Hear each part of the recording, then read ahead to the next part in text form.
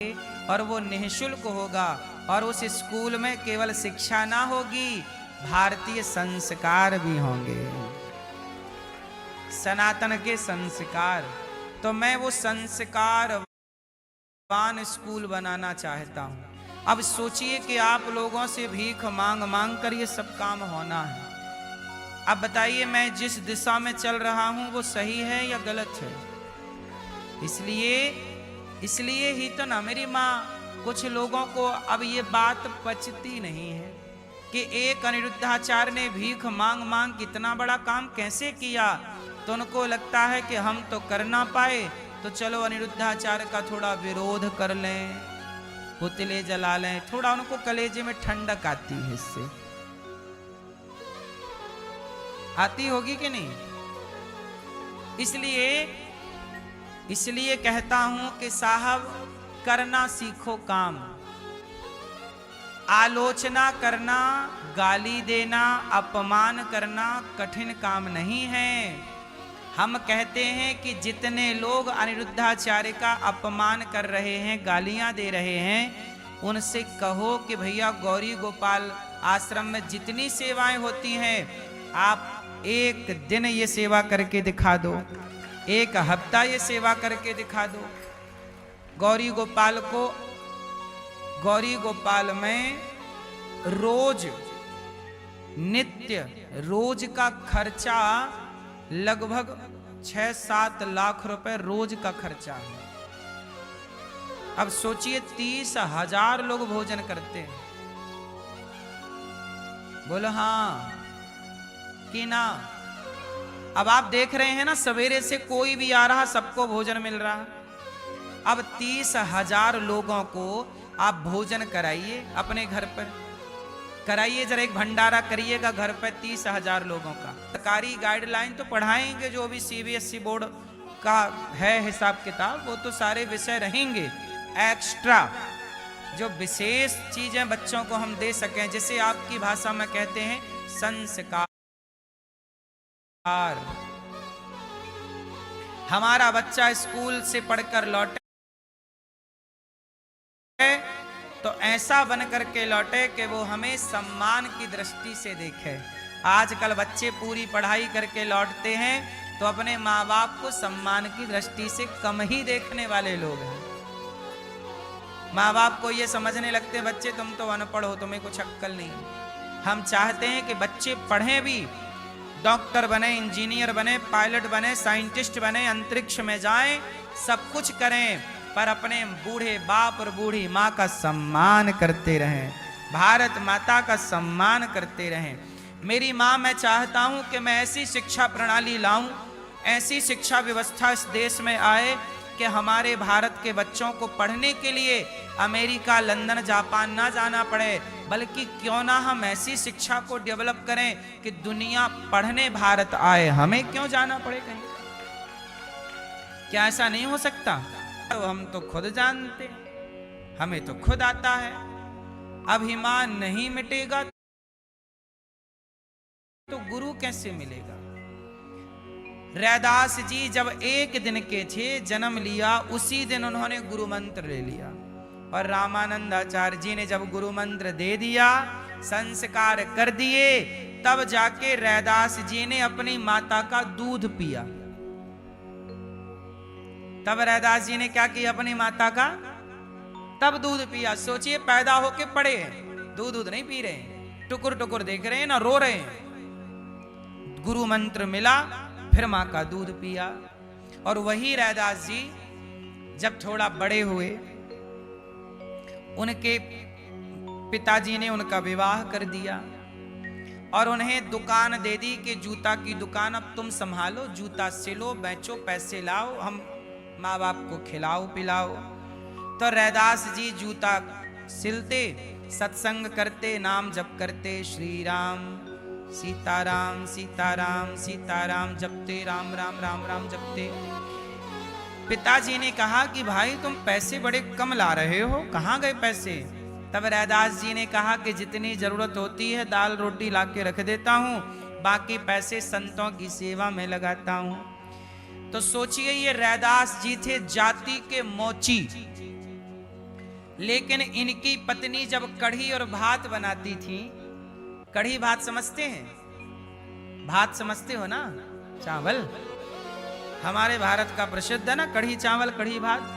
तो इनकी पत्नी जब कढ़ी भात बनाती तो बड़े बड़े साधु संत इनकी पत्नी के हाथ का कढ़ी भात खाने आते। रैदास जी, हमारे देश में एक अफवाह फैलाई गई, लोगों ने कहा कि हमारे देश में छुआछूत है। बताओ, रैदास जी के जमाने में छुआछूत नहीं थी। मीराबाई के गुरु कौन बने? रैदास जी। मोची जूता सिल रहे हैं और मीराबाई छत्राणी है, छत्री है ना मीरा। बोलो हाँ कि ना? छत्री है मीरा और रैदास जी जूता सिलते हैं, जाति के मोची हैं। तो मोची जाति के व्यक्ति को मीराबाई ने क्या बना लिया? जोर से क्या बनाया? गुरु।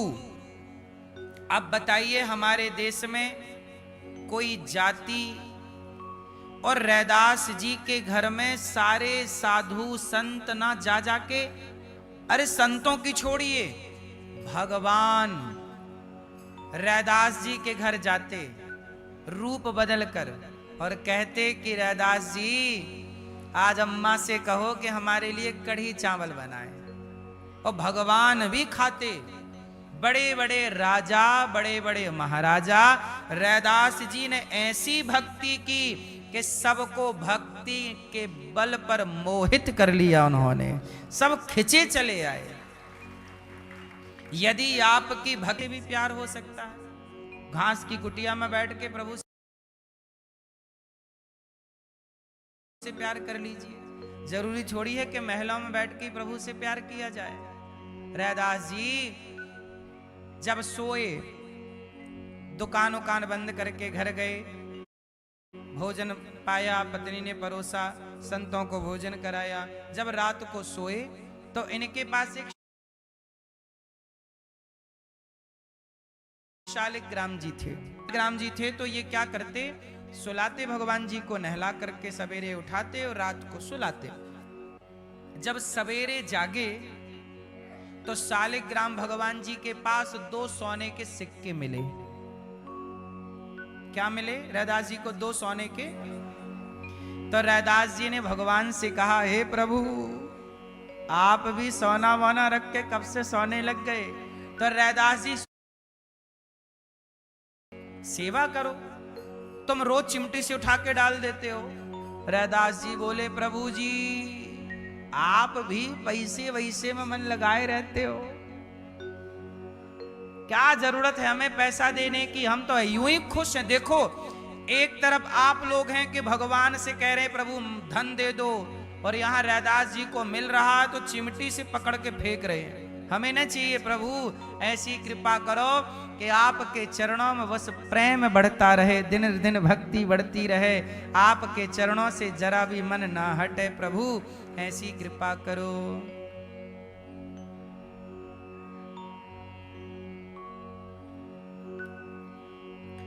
इस तरह भगवान ने आज्ञा दी। रैदास जी को सपने में कड़े शब्दों में कहा कि रैदास जी सुनो, मैं जो पैसा दे रहा हूं वो आपके लिए नहीं है। आपके पास संत लोग आते हैं पर आप अपनी सामर्थ्य से सेवा करते हो।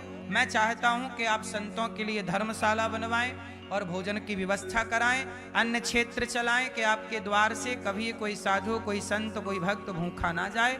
और मैं आपको नहीं दे रहा हूं, आप इस पैसे से करो। तब कहा ठीक है, अब आप इतना कह रहे हैं तो जो आज्ञा। तो रैदास जी ने किसी को वो सौंप दिया, भैया ये पैसे मैं तुम्हें रोज सोने के 2 सिक्के भगवान जो देते हैं वो दिया करूंगा, इससे कोई संत जन भूखा ना जाए। तो वो काम सौंप दिए किसी को कि तुम धर्मशाला बनवाओ, तुम अन्य क्षेत्र चलाओ। और वो किनारे बैठकर रैदास जी रोज कहते, प्रभु जी तुम चंदन हम पान, प्रभु जी हम आए हैं तो हमें सही जगह लगाते चलो, हम आती रहेंगे। लक्ष्मी गंगा की तरह है। जैसे अच्छा ये बताओ, गंगा में आपने पानी चुल्लू में लिया, एक अंजलि बनाई और आपने पानी ले लिया। अब बताइए कि जो गंगा का पानी आपके हाथ में आया और आपने फिर छोड़ दिया, अब वो पानी दोबारा आपको मिलेगा? अब जो पानी आपको मिलेगा वो नया पानी होगा। गंगा बह रही है, नया पानी, हर क्षण नया पानी आ रहा। इतनी देर में नया पानी आ, बोलो हाँ कि ना? है ना? ऐसा तो नहीं कि जो अब पिछले साल गंगा में आपने स्नान किया वही पानी आपको मिलेगा इस साल भी। हर प्रतिक्षण नया पानी आ रहा गंगा में, बोलो हाँ। जो पानी आपने नहा लिया वो पानी गया, वो आपको जीवन में कभी दोबारा नहीं मिले। उसी तरह लक्ष्मी जी भी गंगा की तरह, तुम सही दिशा में लक्ष्मी को लगाते रहो तो लक्ष्मी अपने आप आती रहेंगी, आती रहेंगी, आती रहेंगी, आती रहेंगी, जाती रहेंगी, आती नई आती रहेंगी, जाती रहेंगी। अब देखो ना, आप लोगों के पास पैसा आता है, हर महीने आता है, तो उस पैसे को थोड़ा जोड़ना भी चाहिए।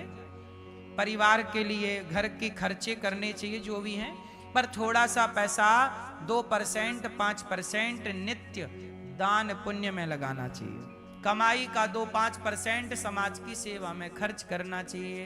बोलो हाँ कि ना?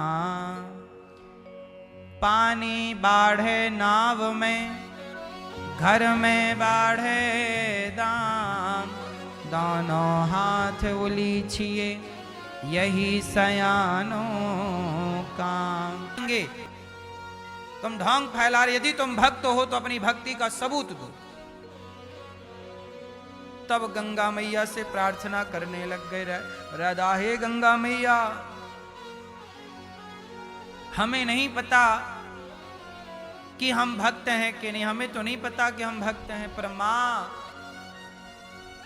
आज ये आप पर और आपके इस दास पर आरोप लगा रहे हैं। हे प्रभु हमारी लाज बचाओ, हे दीनानाथ, जब दीनानाथ दया करी है। आप प्रेम करिए भगवान से, भगवान की संतों की सेवा करने लग गए। राजा चरणों में गिर पड़ा। बड़े बड़े राजाओं को रैदास जी ने भक्त बना दिया। स्वयं भक्त हैं, जो आता है सबको भक्त बनाते हैं। इसलिए हमारे इस देश में ये अफवाह है, अच्छे काम करेंगे तो लोग अच्छे काम से जुड़ेंगे, तुम भी करो। तो आज देखिए आपके आशीर्वाद से 1,60,00,000 लोग YouTube पर पूरे हो गए। आप भी चैनल को सब्सक्राइब। उन्होंने क्या किया? कोई भी रैदास जी के यहां आ जाए भूखा नहीं जाए। ये संतों का धर्म है, संतों का काम ही है सेवा करना। संतों का काम क्या है मेरी मां? सेवा करना। इसलिए ये दास अनिरुद्ध सेवा करता है।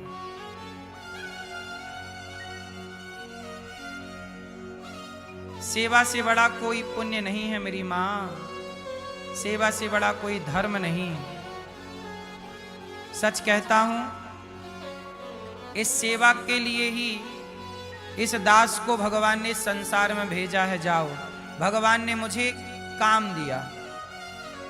क्या काम दिया? आज एक पत्रकार आए, उन्होंने कहा कि महाराज जी आप देखो इतनी माताओं की सेवा करते हैं, ये सब अखंड सेवाएं चलती हैं। बोले कुछ लोग कह रहे हैं कि आप जो भागवत जी में लिखा है बस वही बोला करें। तो हमने कहा बताइए, भागवत जी में तो इन वृद्ध माओं के लिए वृद्धाश्रम बनाने का नहीं लिखा, भागवत जी में तो इतना लंगर चलाने का, भंडारा चलाने का नहीं लिखा। नहीं लिखा। हम विद्यालय बना के बच्चों को पढ़ाएंगे, गुरुकुल चला रहे हैं, ये तो भागवत जी में नहीं लिखा। तो मतलब नहीं लिखा, फिर भी तो हम कर रहे हैं। इसलिए भागवत जी में जो लिखा है उसके मायने यही है कि आप तरह तरह से नाना प्रकार की समाज की बोल कर सेवा करें, सेवा करके दिखाएं। ये सब सेवा है। मैं माताओं की एक सेवा है और बोलकर आपको समझाता हूं कि आपकी बेटी, आपका बेटा चरित्रवान बने, रास्ता ना भटके, यह भी एक सेवा है। बोलो हाँ क्या है ये मेरी माँ? इसलिए ये दास अनिरुद्ध जितना इस समाज की सेवा बन पड़ रही है शरीर से कर रहा है। और आप याद रखेंगे कि कोई सेवा करने वाला इस धरती पे भगवान ने किसी को भेजा है। यदि भगवान ने मुझे भेजा है इस काम के लिए तो मैं बखूबी उस काम को निभा रहा हूं। आप लोगों से बस यही प्रार्थना करूंगा कि आप भी गौरी गोपाल आश्रम में जो हमारी बेसहारा माताएं रहती हैं, इन माओं के बारे में थोड़ा आप भी सोचिएगा। ना आप से रुक रहे हैं और ये निर्दोष सेना को मारे जा रहे हैं अपने पराक्रम के बल पर, अपनी धनुर्विद्या के बल पर निर्दोष लोगों को मारे जा रहे हैं। तो जहां आपके एक झूठ बोलने से तमाम सेना बच रही हो, उनके प्राण बच रहे हो, तो भैया यहां झूठ बोल देना पुण्य है, पाप नहीं है। पर धर्मराज युधिष्ठिर ने झूठ नहीं बोला, फिर भी नहीं बोला। तब भगवान ने कहा अच्छा एक काम करता हूं, जो अपनी सेना में एक हाथी है जिसका नाम अश्वत्थामा है, उसे मार देते हैं। तो हाथी को मार दिया। और जब हाथी को मारा तो कहा कि अब तो कह दो कि अश्वत्थामा मारा गया।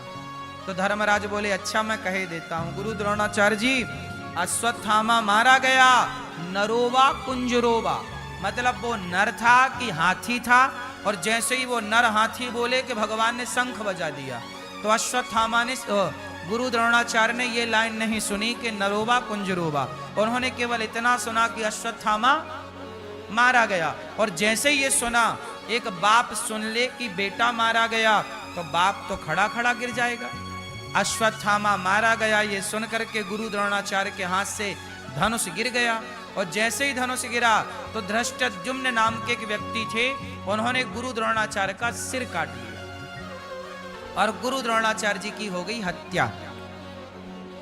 गुरु द्रोणाचार्य जी को मरवाना था, वो सच से मर नहीं रहे थे तो झूठ से मरवाया। क्यों? अब बताइए, यहां भगवान ने जो झूठ बुलवाया वो सही था या गलत था? उत्तर बोलो मेरी मां। भगवान ने झूठ क्यों बनाया है?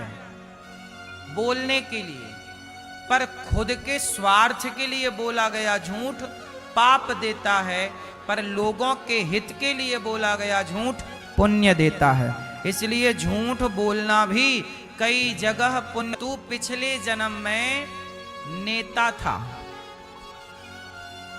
और ऐसे ही जनता का खून चूसता था जैसे ये चींटियां तेरा चूस रही हैं। तूने नेता बनकर, राजा बनकर, बड़ा बन के लोगों को बड़ा सताया। जब तूने जनता जनार्दन को सताया तो वो पाप तो तुझे लग ही गया। एक को नहीं, तूने हजारों को सताया। वो हजारों जिन जिन को सताया वो चींटी बन करके आज तुझे सताने के लिए आई हैं और तू सांप बना पड़ा है। ये तेरा मांस इसलिए खा रहे हैं क्योंकि तूने उनका खून चूसा। सरकार पैसा देती थी कि समाज की ये सेवा में लगाना, तू सारा पैसा खा जाता था। तू पद का दुरुपयोग करता था, इसलिए ये चींटियां तुझे इस तरह से खा रही हैं। इसका मतलब ये समझो मेरी माँ कि इस सृष्टि में अपने से कुछ भी नहीं हो रहा है। अपने से यदि आपको कोई सता रहा है तो समझो कि वो विधि है, वो विधान है कि आपने भी जरूर उसे सताया होगा, इसलिए वो आपको सता रहा है। इसलिए कहता हूं कि ना काहू से दोस्ती, ना काहू से बैर, कबीरा खड़ा बाजार में सबकी चाहे खैर। किसी से दोस्ती नहीं, दुश्मनी नहीं। सदन कसाई, केवल गाय का पता बताने से उनको कसाई बनना पड़ा और फिर इस जन्म में जाकर भक्ति करके कल्याण किया। इसलिए मेरी माँ, ये संसार की माया, ईश्वर की माया बड़ी प्रबल है, हमें अपनी ओर खींचती है। हम खिंचे चले जाते हैं और हम दोष लगाते हैं कि भगवान ने हमें दुख दिया। कभी भी ईश्वर किसी को दुख नहीं देते। मैंने जो बुरा किया था तो मेरे साथ बुरा होगा, मैंने जो भला किया था तो मेरे साथ भला होगा, भला कीजिए भला होगा, बुरा कीजिए बुरा होगा, वही लिख लिख के क्या होगा, यही सबको चुकाना है, सजन रे झूठ मत बोल।